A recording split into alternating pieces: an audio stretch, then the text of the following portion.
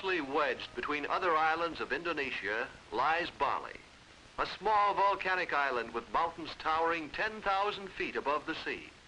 1,000,000 people live crowded together on this tiny island, most of them in little villages. This is the village of Bedolo. Here, as in other villages of Bali, life has changed little during hundreds of years. Homes are simple, the ways of living frugal. The staple food is rice. Here, drying on a roof, is rice, the most precious gift of nature. The good earth gives it generously to the people of Bali. Their implements of work are simple. Long sticks with which to beat the rice and separate the grain from the stalk. Long sticks of light bamboo. The tools are simple, but nearly everybody on the island gets enough to eat. Hard working are the people of Bedolo, hard working and clinging to their old ways.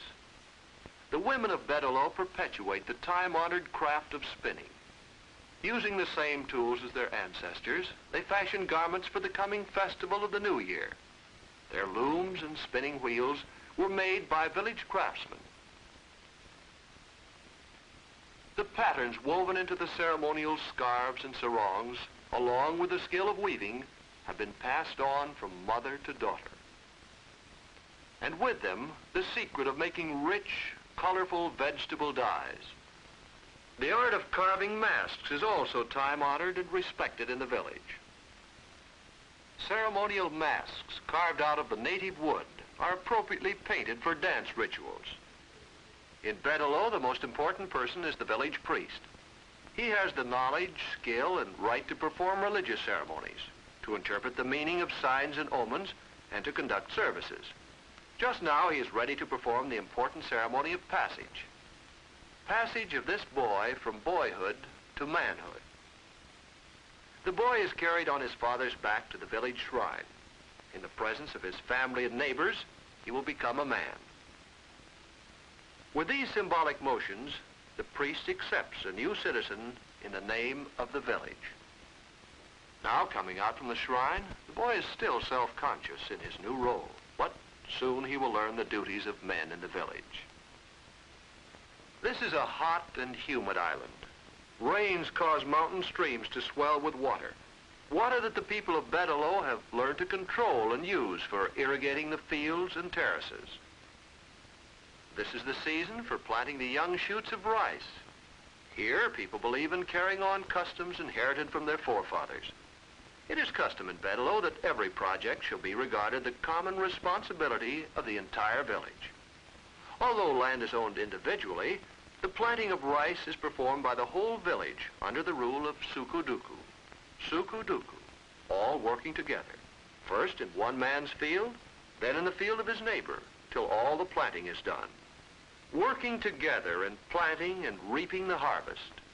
Working together in building the terraces that will bear the rich crop. Keeping the terraces from breaking down under the pressure of weather or water.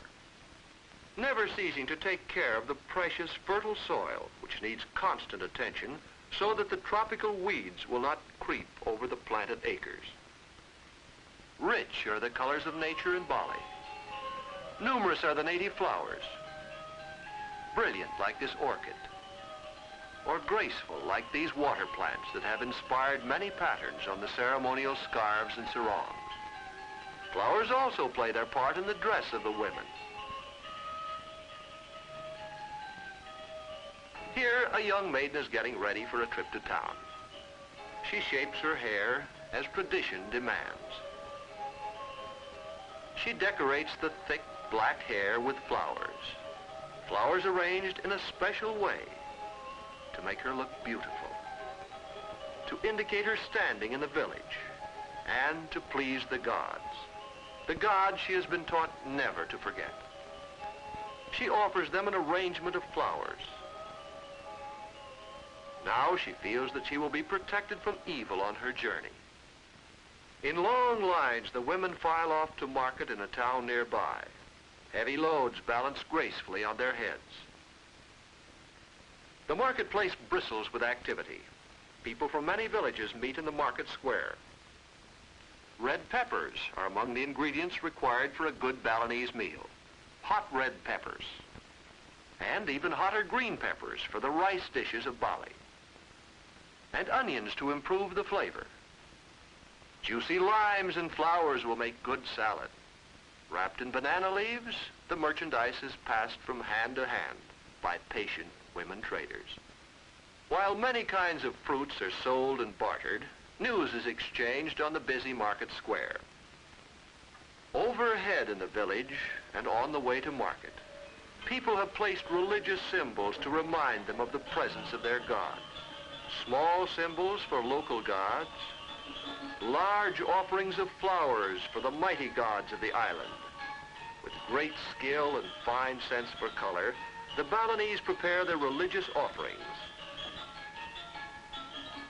Time-honored rituals take place. Old legends are told by means of plays.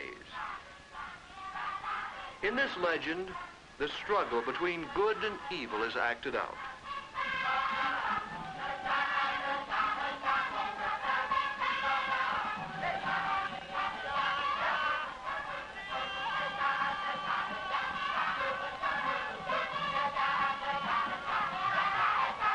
The crowd gets more and more excited watching the play, although everybody knows how it will end.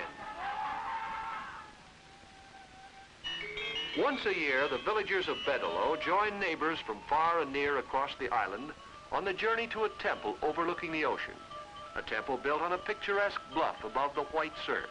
They carry food offerings that will be presented to the gods in spirit, but later will be eaten by the pilgrims themselves. Praying, they pass through the temple gates built in the traditional style of India, because much of the religion of Bali came from India, and with it the great legend of the Ramayana. Here a dance called the monkey dance or kachak celebrates the happy ending of the legend.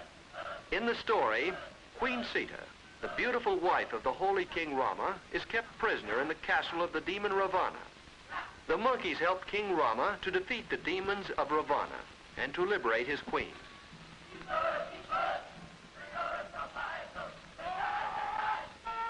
Music, too, is tied up with the old legends. And the same is true of the dance. The dancing maidens of Bali, trained from childhood in the difficult art of ceremonial dance, act out the old legends of the island. They dance to the chant of the storyteller, who explains their dancing for the spectators.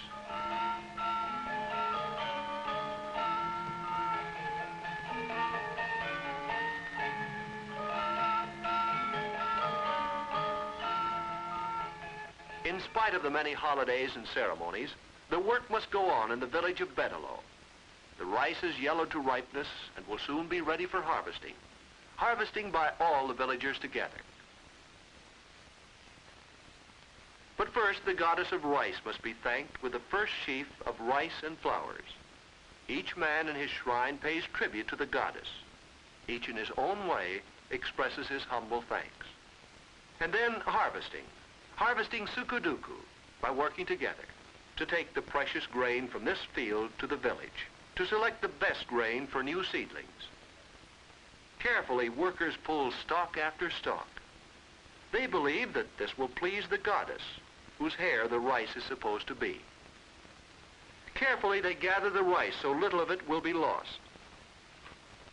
And thus, religion and practical reasoning join hands to protect the rich harvest as a reward for the months of work and care.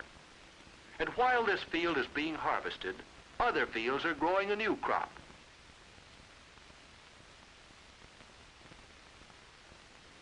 The Balinese pride themselves on being the most skilled of all rice growers. Nature helps them because in this warm climate, rice can grow at all seasons of the year. They've had to learn to build rice fields up along steep slopes of the mountains in order to provide food for themselves and their children. The land in Bali must yield many harvests to feed the 1 million people of this beautiful, tiny island, squeezed between the larger islands of the young Republic of Indonesia.